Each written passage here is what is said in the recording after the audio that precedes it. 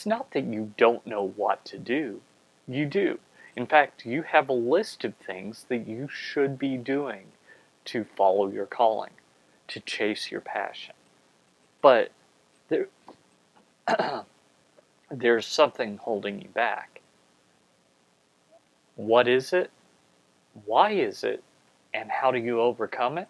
Well, those are our questions today.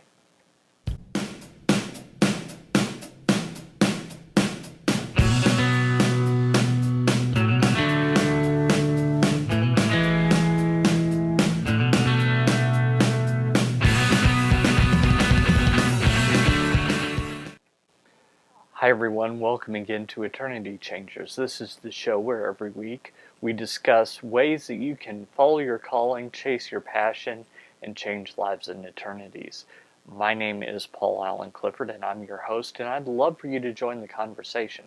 So if you're watching this on YouTube, feel free to leave a comment below. If you're watching this on trinitydigitalmedia.com, that's what the comments are for as well. If you're listening to the audio and you'd just like to fire off an email, paul@trinitydigitalmedia.com. My Twitter address is Paul Allen Cliff, PaulAlanclif, and that's a good way to reach me as well. Or you could do some other fun things like give me a call, 1-877-763-3246. That's 1-877-POD-ECHO. Any of those are good ways to get a hold of me. So by all means, do just that. So if you're like me, you have a list of things that you know you should be doing if you wanted to accomplish what you're meant to accomplish.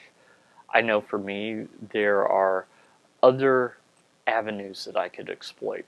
There are other things that I could be doing, but for some reason I'm not doing. So let's explore those as possibilities and try and figure out, why is it that I'm just not doing them, and why aren't you?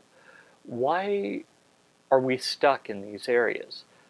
The first question you should probably ask is, am I afraid of success? Now, most people will say, well, that's silly. Of course I'm not afraid of success. I'm quite the opposite. I'm afraid of failure. Are you? I mean, really, stop and think. Imagine in your mind what success looks like. Now, stop and think of the downsides that you might be afraid of. Might you be afraid that you'll have to work a lot?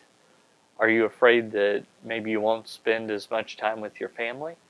Maybe you're afraid that money would change you and you wouldn't like the you that you're becoming. It could be that just these ideas are evidence of what's keeping you from doing what you really need to be doing. Now, stop and think, are there any instances where you were in a successful situation that you chose well? So, for me, I received an inheritance from a cousin who passed away. He didn't have any kids, and my sister and I were the youngest of his cousins, so he always felt like a big brother to us. So he left us his money when he passed away. Well, when he did that, when he left us this money, there were some things about it that really informed me about how I would behave if I had money. First off, I was trying to figure out how much I could give away. I spent a lot of the money on time with my family. I spent some money in the business, and that was pretty much it. I didn't go crazy. I didn't do a trip to Vegas where I blew it all. I didn't do a lot of the things that I might fear that I would do. In fact, I was trying to figure out how to be the most generous I could be. So that is question number one, is, am I afraid of success? And if I actually am, what are some evidences that maybe I shouldn't be? Question number two, And I should clarify before I proceed. I'm not talking about the things you're afraid of doing because they would be moral failures. Things that you have a healthy respect of flying off to Vegas and blowing all your money on gambling or doing something else. I'm not talking about those. I'm talking about the positive steps you need to do to accomplish your calling. Okay, so just to clarify what I'm talking about here.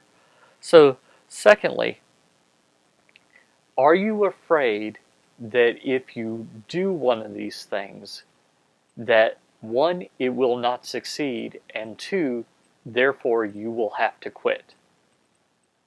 This has come up in my mind a couple of times where I've launched a course or I've launched a product, and right before I did, I was afraid, well, what if it doesn't go well? Will I still have ideas on how to proceed? Am I banking everything on this idea? If this doesn't do a thing, am I just going to go, okay, well, I got to quit now. I have no other ideas. Well, it turns out that I've launched a couple of things that really didn't succeed and one that did in the last year.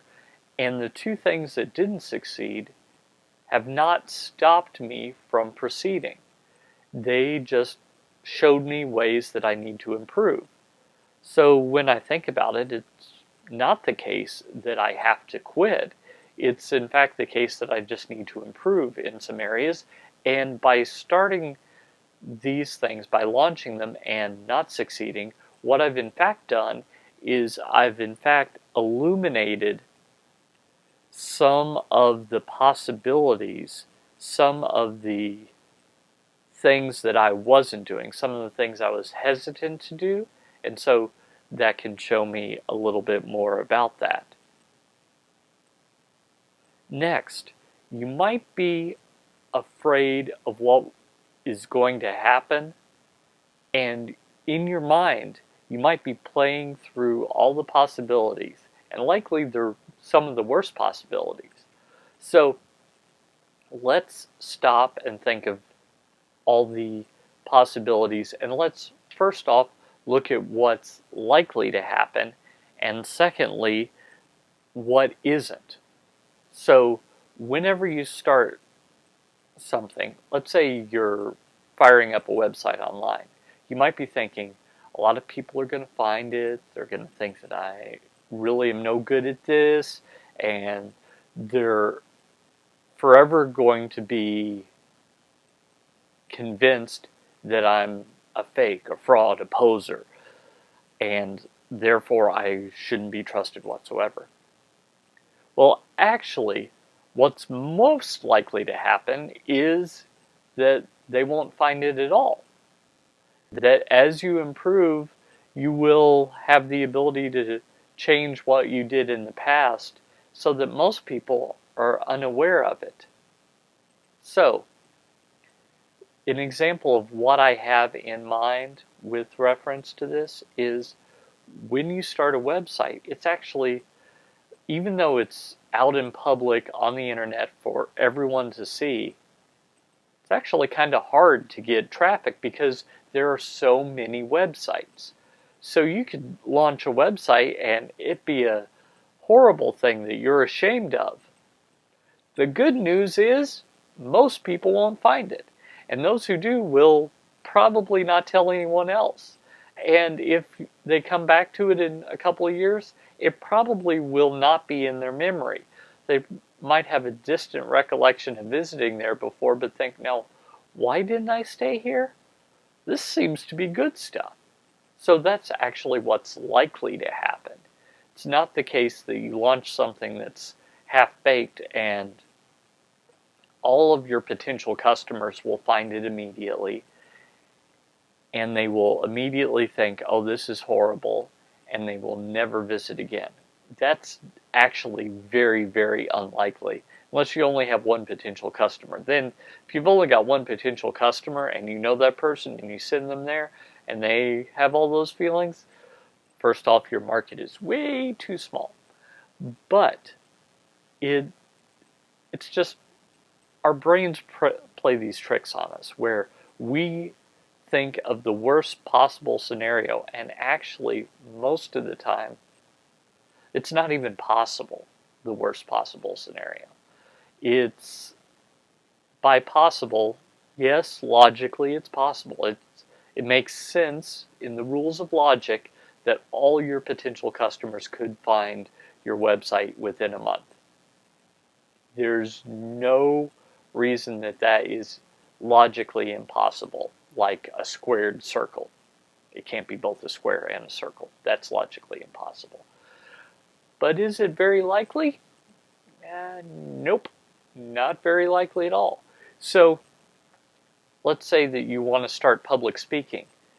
Your brain will probably tell you that there will be a horrible catastrophic failure, that people will start booing and throwing tomatoes at you, and you'll end up naked in a ditch somewhere.